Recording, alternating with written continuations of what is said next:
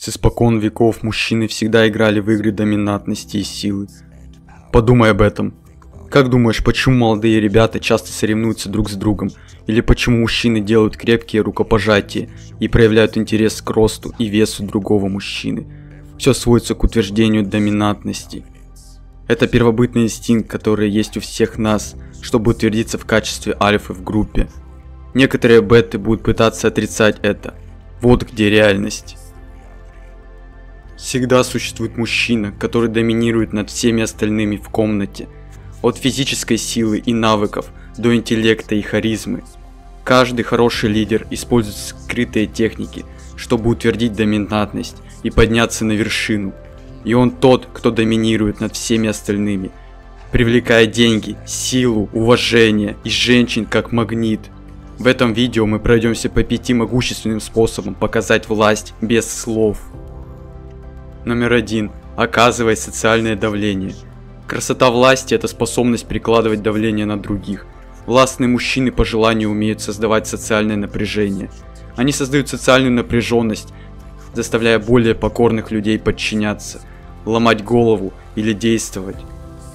Но иногда они создают это напряжение без фактической причины, просто ради удовольствия, обладая властью и показывая, кто здесь главный. Большинство парней становятся жертвами социального давления. И вот почему они не умеют сами вызывать давление в мире. Когда кто-то задает вопросы им, они чувствуют давление, чтобы ответить вовремя. Или когда другие смеются, они начинают смеяться с ними. Это делает тебя покорным маленьким червем. Место властного образца. Теперь подумай о любом сильном мужчине. Этот человек фальшиво улыбается, чтобы удовлетворить других, или в спешке отвечает на вопросы? Конечно, нет. Он решает, как быстро он отвечает на вопрос, если он вообще хочет на него ответить. Он смеется только тогда, когда он искренне находит что-то забавным.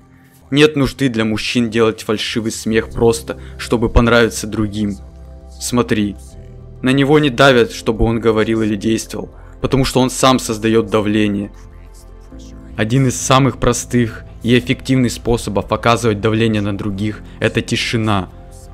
Но это сработает только в том случае, если ты подкрепишь свое молчание своим присутствием, от языка тела до глаз. Не смотри в пол, не делай себя незаметным и не делай глупое выражение лица. Все вместе – это форма деэскалации. Вместо этого стой твердо за своим молчанием, так, будто это твое собственное оружие. Для этого нужна уверенность, но это излучает чистое напряжение на других. Номер 2. Игнорируй то, что говорят другие. Многие люди говорят о куче пустяков.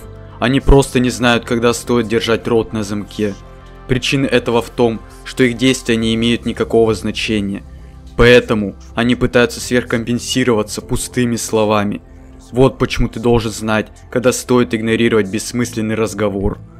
Игнорирование – это способ показать доминантность через небольшое неуважение. Слушай, часто, когда малоценные люди говорят ерунду или залезают в тему, которая не нравится руководителю, вместо того, чтобы открыто заявлять о своем несогласии, влиятельный человек просто игнорирует его.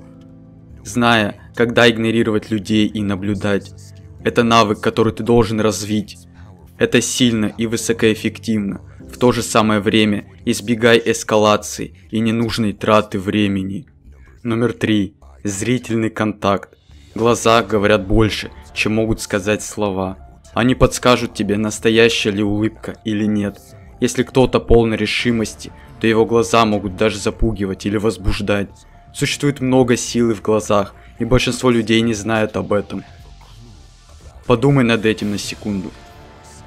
Способность командовать взглядом другого человека, чтобы проанализировать их разум и силу, не используя ничего, кроме решимости немигающих глаз. Зрительный контакт – это одна из самых сильных форм невербальной коммуникации, и все еще обычные парни не знают об этом. Может быть, он даже найдет это странным, что использовать свои глаза можно как источник силы.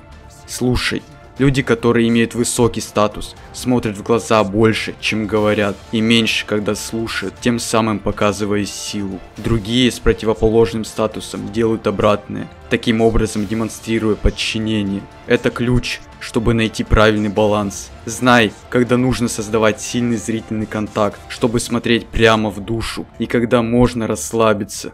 Потому что в неправильной ситуации, если глазеть слишком много, можно столкнуться с конфронтацией и агрессией. Если это неподходящий момент, чтобы получить точку зрения или установить доминирование, тогда тебе следует немного сдержать один яростный контакт. Но когда настанет время быть интенсивным, тебе нужно быть готовым активировать его моментально. Номер 4. Язык тела. Твой язык тела громко говорит о тебе и может выделять доминантность в мир. Тело показывает другим парням, что ты не находишься под их угрозой, и также оно показывает девушкам, что ты настоящий парень. Оглянись вокруг себя в следующий раз, когда ты будешь на улице, наблюдай за языком тела других людей. Они сутуло смотрят в телефон с согнутой шеей. У таких людей язык тела фламинго. Это заставляет их казаться, будто они добыча. Первый шаг к сильному языку тела – это стоять прямо с открытой грудью и приподнять подбородок немного вверх. И это то, что ты можешь услышать, как отец говорит своему сыну. Потому что отец не хочет, чтобы его сын выглядел как жалкая добыча, которая готова быть оторванной и запуганной миром. Следующая важная вещь – это то, как ты ходишь.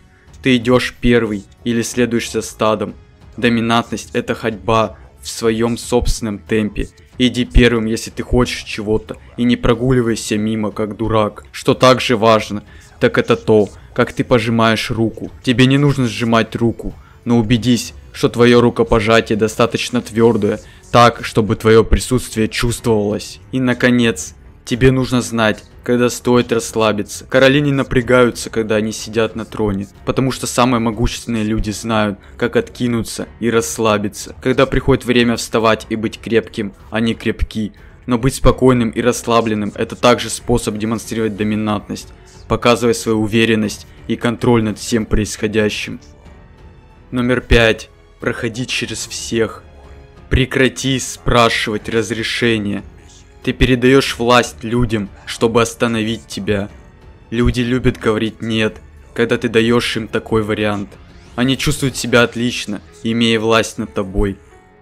Если потенциал вреда умеренный или в любом случае обратимый, не давай людям шанса сказать «нет».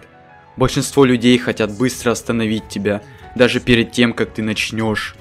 Но не решаются мешать, если ты уже идешь. Сложно остановить тяжелый поезд, который мчится, но легко сохранять поезд остановленным, который пока не едет. Поэтому двигайся вперед с уверенностью. Реальность подлежит обсуждению. Почти каждое правило может быть изогнуто или сломано.